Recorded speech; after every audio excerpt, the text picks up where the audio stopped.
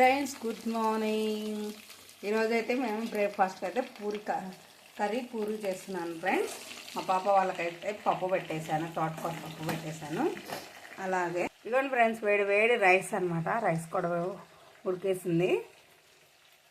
ఇంకొన్ని ఫ్రెండ్స్, నేనైతే పూరి కర్రీ కనేసి బఠానీలు కూడా నానబెట్టేసుకున్నాను ఫ్రెండ్స్. ఇప్పుడు మనం ఈ కొంచెం ఉప్పు వేసుకొని అవి కొంచెం సాఫ్ట్ అయిన తర్వాత ఇవి వేయించుకున్నాం ఫ్రెండ్స్. చూడండి ఫ్రెండ్స్, అవి వేగినాయి అనమాట. ఇప్పుడైతే నేను బఠానీలు అయితే వేసుకుంటున్నాను. నేను తీసేసుకొని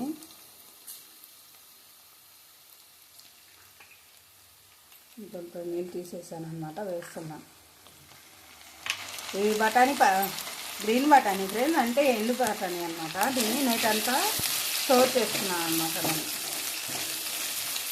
ఇలా కలిపేసుకొని కాసేపు ఉడికించుకున్నాం ఫ్రెండ్స్.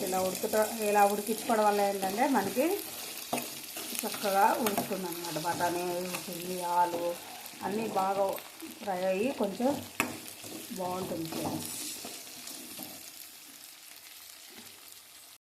సరే ఫ్రెండ్స్, ఇప్పుడైతే నేను సాల్ట్ వేసుకున్నాను. కరివేపాకు, మా చెట్టు ఫ్రెష్ కరివేపాకు అన్నమాట ఫ్రెండ్స్. ఇదైతే పసుపు అనమాట. ఈ మూడు కలిపి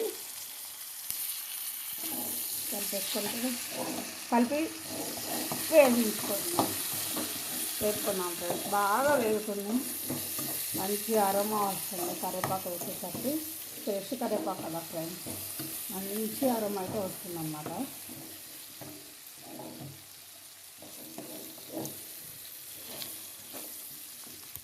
చూడండి ఫ్రెండ్స్, ఇదైతే బాగా వేగిందనమాట.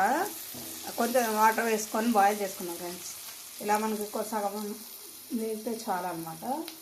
దీంట్లో ఇప్పుడు వాటర్ వేసుకున్నాం ఫ్రెండ్స్. అవి మునిగే వరకు వేసుకోండి, వాటర్ సరిపోతుంది మనకి.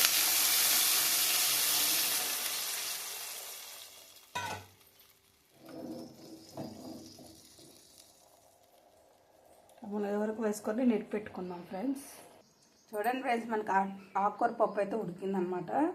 ఇప్పుడు దీన్ని మ్యాష్ చేసుకొని తాళం పెట్టేసుకుందాం. ఫ్రెండ్స్, స్టవ్ వెలిగించుకున్నాను, బాండే పెట్టేసి ఆయిల్ వేస్తున్నాను ఫ్రెండ్స్. పూరికి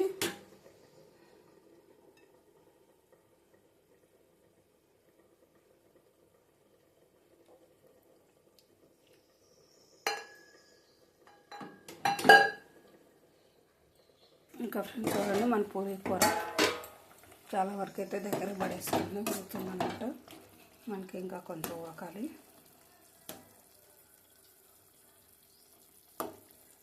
కొంచెం ఉడకాలి ఫ్రెండ్స్. ఇంకొంచెం ఉడికితే మనకు పూరి కూర రెడీ అవుతుంది. ఇంకా ఫ్రెండ్స్ చూడండి, మనకి పూరి కర్రీకి అయితే ఇవైతే ఉడికిపోయినాయి అనమాట. మనకి బఠానీ కూడా చాలా చక్కగా ఉడికింది ఫ్రెండ్స్ కదా, బాగా కనిపిస్తుంది కదా. దీంట్లో ఇప్పుడు మనం శనగపిండి వాటర్లో కలుపుకొని, ఒక స్పూను వాటర్లో కలుపుకొని ఇందులో వేసుకొని ఉడికించుకోవాలి ఫ్రెండ్స్. మన శనగపిండి అయితే ఒక స్పూన్ వేసుకొని, ఈ స్పూన్తో ఒక స్పూన్ అండ్ హాఫ్ వేసాను ఫ్రెండ్స్. అది ఇప్పుడు వాటర్ వేసి కలుపుతున్నాను అన్నమాట. మనం ఉండలేకుండా కలుపుకోవాలి ఫ్రెండ్స్. కొంచెం తిక్కుగానే కలుపుకోండి, ఎందుకంటే దాంట్లో వాటర్ ఉంటాయి కదా, అట్లా వేసుకుంటే సరిపోతుంది అన్నమాట. ఫ్రెండ్స్, కలుపుకున్నాం కదా, ఇది ఇందులో అయితే వేసాను నేను. ఇప్పుడు దీన్ని స్పూన్తో కలుపుకున్నాం ఫ్రెండ్స్. చూడండి, మనం అలా వేస్తే కానీ ఇలా చిక్కు పడిపోయింది అనమాట. ఇది ఉడకాలి ఫ్రెండ్స్. ఉడికితే పచ్చి వాసన పోతుంది అన్నమాట.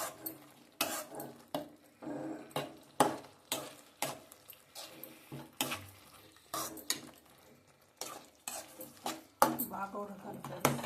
మనం ఈ టైంలో అయితే కలుపుతూనే ఉండాలి ఫ్రెండ్స్.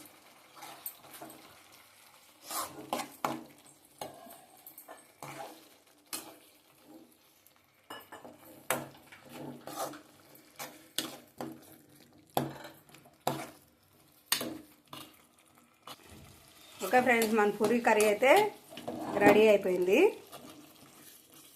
స్టవ్ ఆఫ్ చేసుకున్నాం ఫ్రెండ్స్. ఆఫ్ చేశాను. ఆయిల్ పెట్టేసుకున్నాను. ఇదిగోండి, మన పూరి పిండి మ్యారినేట్ చేసి పెట్టేశాను ఫ్రెండ్స్. నేను ఒక 2 hours అయితే మ్యారినేట్ చేశాను. చూడండి మనకి ఎంత సెమీ సాఫ్ట్గా వచ్చేసిందో.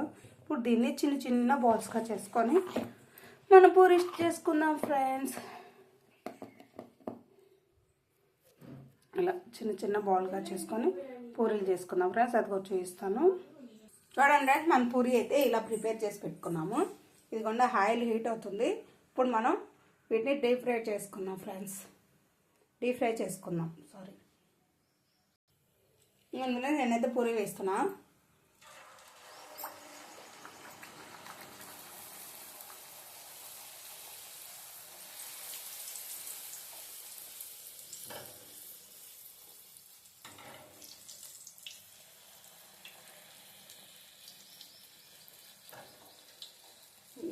చూసారు కదా ఫ్రెండ్స్, మన పూరి అయితే ఎలా పొంగిందో.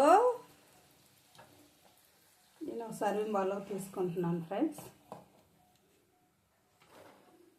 Serving plate sorry.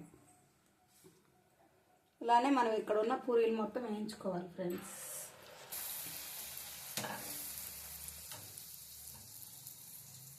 చూడండి మన పూరీలు అయితే భలే పొంగుతున్నాయి కదా.